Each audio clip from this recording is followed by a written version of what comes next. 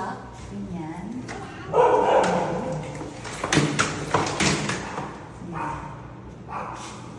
Tapos, pwede siyang i-reverse. Just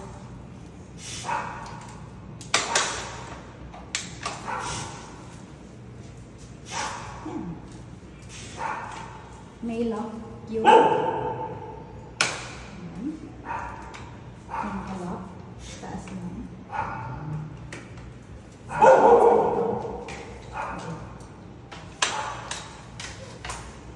Ito yung lock.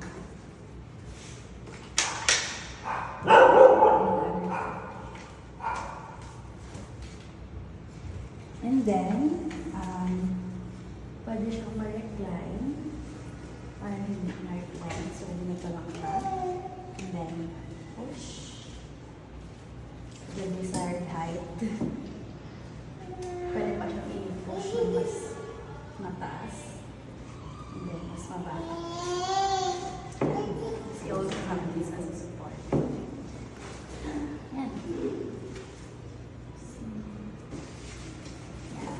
Paano siya? So, mayroon din siya mesh. Pwede siya i-lock. Pwede itaas for air. And then, pwede rin siya ipasok. I-roll. Like that. And then, dito naman, pwede siya ganyan. Pwede rin itong zipper. Close. And then, sana nakikita naman to yung features. Ayan. Ito. Ayan. So, pwede rin siya. Ayan. Of course.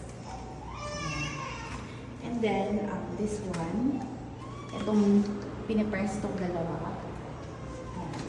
Kung gusto nakaganyan, or pag newborn, so nakaganyan lang siya naka-close.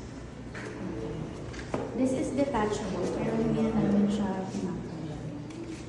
And then ito, usually, close.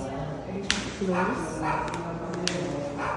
And then yung harness, pinipress mo siya.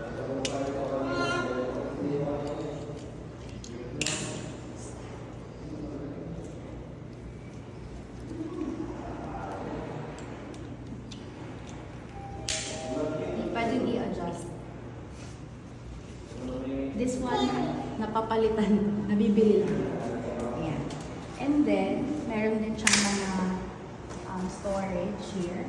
Then, kapag ilalock siya, ibabalik, dapat nandito siya, hindi nandito kasi hindi siya na-cover. So, dapat naka-gando siya. And then, you press. Ay, yung hook baka isama. Lapit-lapit. Ayan. So, dapat, ito dinagdag ko lang to pero hindi siya kasama. So, ito, i-press to and then this one. And supposedly, pababa siya. Kaya lang ngayon, medyo may minor defect siya. So, dapat ito, itataas lang siya ng, yan. Ganyan lang siya. Wait lang, ulit. So, ito, dapat naka-press. Ito. And then, itataas lang to. Yan. And then, lock. Tapos, meron din siya. Ito. So, meron siya.